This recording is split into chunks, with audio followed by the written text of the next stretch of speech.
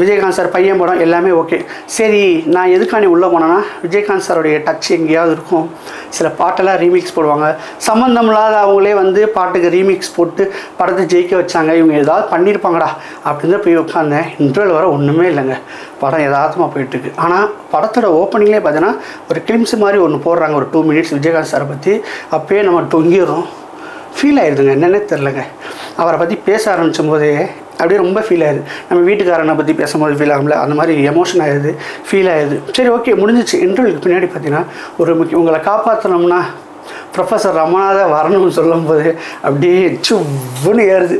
அப்படியே நேரம் ஒரு வீடை போய் காமிக்கிறானுங்க, அதில் வந்து ரமணா ப்ரொஃபஸர்னு போட்டிருக்குது.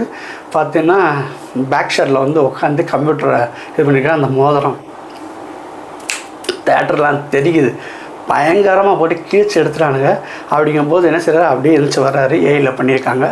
ஏஐயில் பண்ணி வந்தோன்னா அவர் ரமணா மாதிரியே கேட்குறாரு, சொல்லுங்கள் உங்கள் பிரச்சனை என்ன அப்படி சொல்லும்போது